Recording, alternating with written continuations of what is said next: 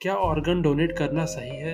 इसके क्या परिणाम हो सकते हैं? क्या ऑर्गन डोनेट करने वाला अपनी मेमोरी भी डोनेट कर देता है? आज की कहानी भी कुछ ऐसे ही सवालों पे बेस्ड है। तो चलिए बिना किसी देरी के कहानी की शुरुआत करते हैं।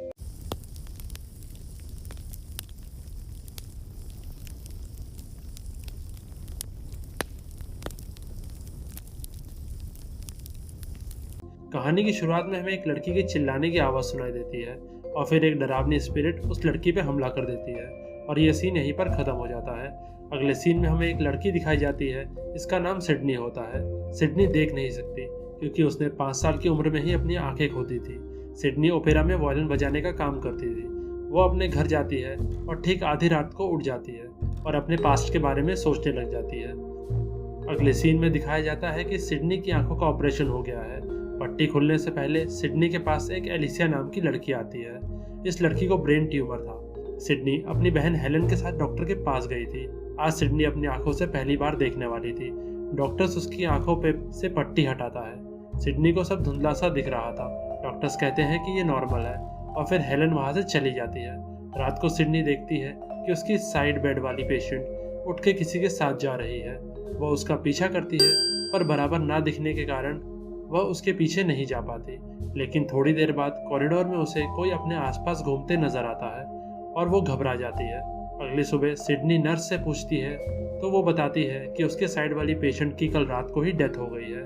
डॉक्टर सिडनी को डिस्चार्ज करके उसे दूसरे डॉक्टर को रेफर करने को कहता है। जाते जाते सिडनी एक बार फिर एलिसिया से मिलने जाती है और वह साथ में एक फ़ोटो लेते हैं। सिडनी अपनी बहन हेलन के साथ घर पहुंचती है जहां पर उसके लिए एक सरप्राइज पार्टी रखी थी। वो सब जानकार लोगों से मिलती है और आराम करने चली जाती है। रात में उसे किचन के ओवन में से कुछ आवाज़ आती है। उसके पास जाने पे वो ओवन फट जाता है और उसकी नींद खुल जाती है। इसका मतलब वो सपना देख रही थी।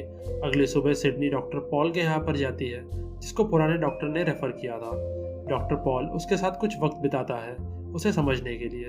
अगले सीन में सिडनी अपने सॉन्ग को ब्रेल लिपि के जरिए स्टडी कर रही होती है। अब वो जिनको नहीं पता ब्रेल लिपि क्या होती है उन्हें मैं बता देना चाहता हूँ कि ये ब्लाइंड लोगों के पढ़ने का तरीका होता है।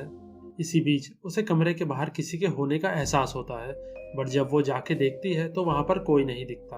पर जब वो आगे बढ़ती है तब उसे ज़मीन पे बैठा हुआ एक लड़का दिखाई देता है।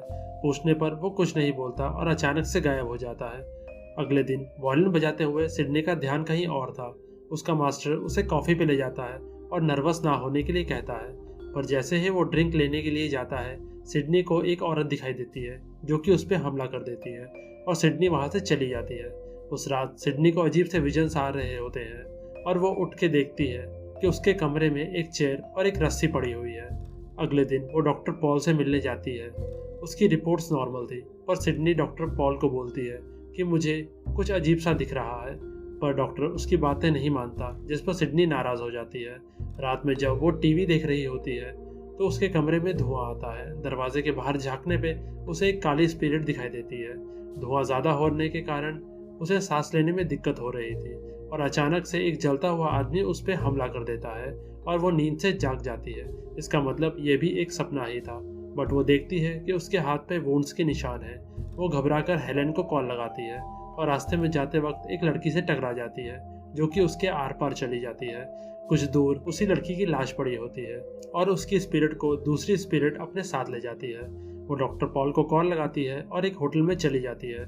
थोड़ी देर बाद उस होटल में आग लग जाती है और होटल जल के राख हो जाता है। तभी वहाँ पे डॉक्टर पॉल आता है और बताता है कि यह होटल 5 दिन पहले ही जल गया था और इसमें 6 लोगों की मौत हो गई थी। डॉक्टर पॉल अभी भी सिडनी की बातों पर यकीन नहीं कर रहा था। अगले सीन में सिडनी जब लिफ्ट में चढ़ती है तब उसे एक बूढ़ा आदमी दिखाई देता है पर सीसीटीवी में वो दिखाई नहीं दे रहा था। इसका मतलब वो भी एक स्पिरिट था। वो दूसरी लिफ्ट में चढ़ जाती है पर वो वहाँ भी आ जाता है। सिडनी भाग के अपने कमरे में जाती है पर रास्ते में उसे वही लड़का दोबारा दिखाई देता है। घर जाते ही वो अपने घर की सारी लाइट्स फोड़ देती है। अगले दिन डॉक्टर पॉल उससे मिलने आते हैं और सिडनी को हॉस्पिटल में एडमिट करवा देते हैं। उस रात एलिसिया एक बार फिर से सिडनी के पास आती है। सिडनी उसके पीछे जाती है और देखती है कि वही एक ब्लैक स्पिरिट उसे अपने साथ ले जा रही है। इसका मतलब एलिसिया भी मर चुकी थी। अगली सुबह हेलेन उसको एनवेलप देती है जो कि एलिसिया की मॉम ने दिया था।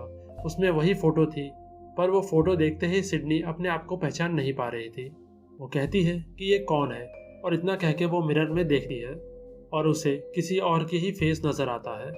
वो घबरा के इंटरनेट पे सेलुलर मेमोरी के बारे में सर्च करने लग जाती है और उसे पता चलता है कि जिसका कॉर्निया उसके आई ट्रांसप्लांट में यूज़ हुआ था, उसकी सेलुलर मेमोरी उसके अंदर आ गई है। अगले दिन वो डॉक्टर पॉल से अपने डोनर के बारे में पूछती है, पर डॉक्टर पॉल वो इन्फॉर्मेशन नहीं दे सकता था क्योंकि यह कॉन्फिडेंशियल था। उस रात जब सिडनी लिफ्ट में अपनी बहन के साथ थी, तब एक औरत उसे अपने बेटे के बारे में पूछती है कि तुम्हें मेरा बेटा दिख रहा है ना। हेलेन को कुछ समझ नहीं आ रहा था। जब सिडनी वॉशरूम में थी, तभी उसे वो दूसरी पर्सनैलिटी मिरर में दिखाई देती है। वो उससे पूछती है कि तुम्हें क्या चाहिए। तब वो दूसरी पर्सनैलिटी उसे एक विजन दिखाती है, जिसे देखकर वो मिरर तोड़ देती है। वॉशरूम से बाहर आते ही सिडनी हेलन को उसके डोनर को ढूंढने में मदद मांगती है। अगली सुबह जब सिडनी टैक्सी में बैठ के जा रही होती है, तभी वहाँ पे डॉक्टर पॉल आता है और वो कहता है कि इस फाइल में उस डोनर की सारी इन्फॉर्मेशन है। उसकी डोनर मैक्सिको से थी और वो दोनों वहाँ चले जाते हैं। रास्ते में उसे फिर एक जलता हुआ आदमी दिखाई देता है।